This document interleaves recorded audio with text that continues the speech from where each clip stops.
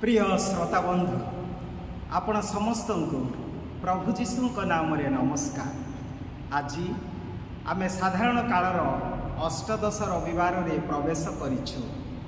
मने पड़े Alexander the great को जीवनर गोटे घटना। आमे जानू अलेक्जेंडर दिग्विजयी अलेक्जेंडर गोटे देश परे अन्य देश गुड़िक आक्रमण करी तांकर स्वप्न थिला सारा विश्व को जय करिबा, किंतु जीवनर शेष मुहूर्त रे से अनुभव कले जे तांकर जीवन जहाँ सब से जय करछथि किछि अर्थ नाही।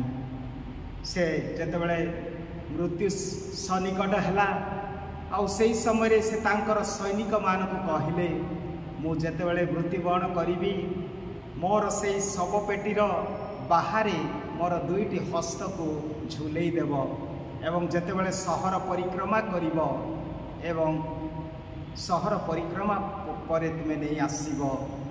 आउ तांको सैनिक माने बुझी पाइले नाही। से माने कहिले महाराज आमर संस्कृति रे एपरि आमे केबे देखिनु, यह केबे घटी नाही। आपण ए कोन कहउछंती, आपण ए कहबार अर्थ कोन? कहीं आमे आपणकर से शव को पेटीर बाहर दुईटी हाथ को झुलेबू। आउ सेतेबेले से कहिले मु एतिकी देशवासी को कहवा को चाहे मोर शव पेटीर बाहर दुईटी हस्त खोला रखी झुलई रखिबार अर्थ हैला जे आज सत अलेक्जेंडर सारा विश्व जय करिछंती, किंतु तांकर जीवन वृथा होईछि। से आज निजर आत्मा को जय करि पारि नांती। सब किछि से जय करिछंती, किंतु निजर आत्मा को से जय करि पारि नाही। तांकर जीवन वृथा। एही संदेश मु देवा पाई चाहे। प्रिय भाई भौणी माने, आजिर प्रथम पठन धर्म प्रचारक गोटे नकारात्मक जीवनर एक नकारात्मक दृष्टिकोण देखुछंती। से कहउछंती सब असार असार तो सब किछि असार व्यर्थ। यही सूर्य तले जेते आमे सफलता कार्य करू, जेते परिश्रम करू, जेते ज्ञान पाओ, जेते कौशल पाओ, सब किछि असार तो असार। अर्थात निज जीवन रे से देखिले से अनुभव कले जे एही जीवन रे सब किछि करी मध्य लाइफ इज यूजलेस, जीवन वृथा। प्रिय भाई भौणी माने, जेतेबेले आमे सुसमाचार पढ़िबा जड़े व्यक्ति जे मालिक जे फसल अमलकारी जड़े कृषक तार अनेक शस्य से उत्पन्न कले अमार घर तोलिले एवं कहले एते भाव से जमा कले तांकर संपद जे मु कौन करिबी, एते संपद मु कौन करिबी, मु गोटे अमार करिबी, एई मोर धन करिबी, आ मोर आत्मा को कहिबी मजा करे, मौज मजलिस करे, उपभोग करे। किंतु प्रभु कौन कहउछंती, रे मूर्ख आज तोर जीवन चली जीव। अर्थात एई व्यक्ति जे मु मोर मते ये जो सब शब्द से व्यवहार करछंती स्वार्थ निज पाई, जीवन सेठी नाई। प्रिय भाई भौणी माने, जीवन केवल मु मोर मते निज परिवार पाई नाई। आज यही जीवन प्रभु देइछंती। निश्चित भाव रे आमे धन संग्रह करिबा, आमे टंका जमा करिबा, किए बा गरीब होई रहबा को चाहे, केही चाहे नाही। आमे समस्ते चाहू केमिति धनी हेबा, केमिति टंका रखिबा, केमिति आराम करिबा, किंतु एही धन जेतेबेले आमे भाबिबा नाही जे यह प्रभुंकर दान, यह प्रभुंकर मोर नाही, आउ सेही सब ताहा ही प्रभु हमठारु चाहती। धन थाई जेतेबेले ताहाको आमे अन्य सहित बंटन करिबा, अन्य सहित सहभागी हेबा, तेबे सेही धनर प्रकृत मूल्य अछि। तेणु आज आमे ईश्वरंक सम्मुखरे धनी हेबा पई चाहिबा, जगत सम्मुखरे धनी हेले की लाभ?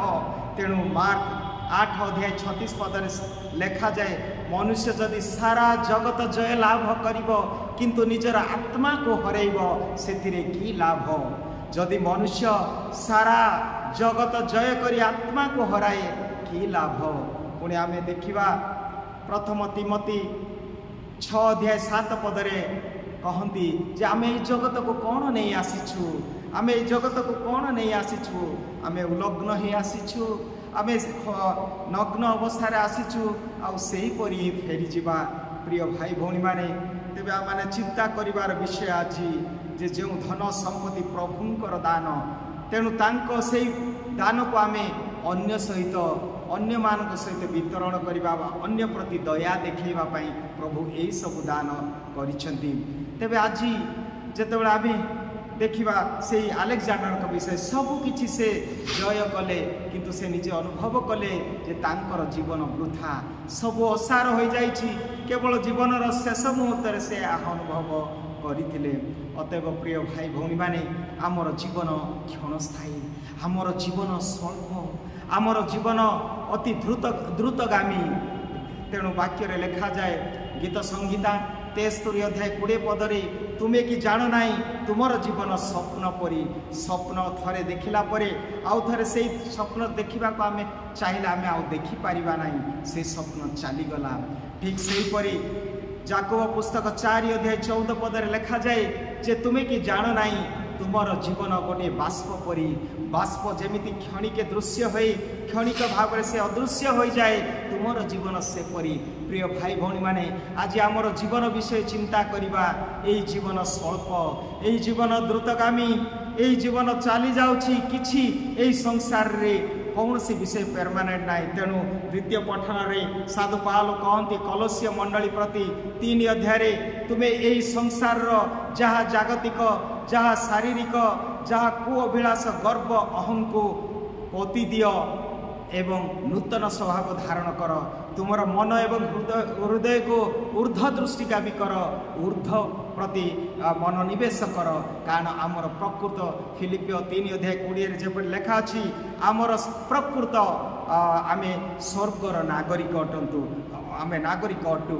अतएव आसतु प्रिय भाई भौणी माने आज आमे संकल्प नेबा एई जीवन को आमर धन को आमर जहाँ टैलेंट अच्छी जो कला को अन्य पाई विनियोग करिबा अन्य सहित ताहाको आमे शेयरिंग करिबा तेबे आमर धन हो टंका हो क्षमता हो सबुर मूल्य अच्छी। प्रिय भाई भौणी माने प्रभु आमको आशीर्वाद करतु एई जागतिक विषय प्रति आमे लोभ न रखी आमे ईश्वरक दृष्टि किपरि धनी हेबा ईश्वरक दृष्टि आमे किपरि से अनंत जीवन से स्वर्ग राज्य पाइबा पय आमे सब बेले प्रचेष्टा करिया। प्रभु आज आम समस्त को आशीर्वाद करंतु आमेन।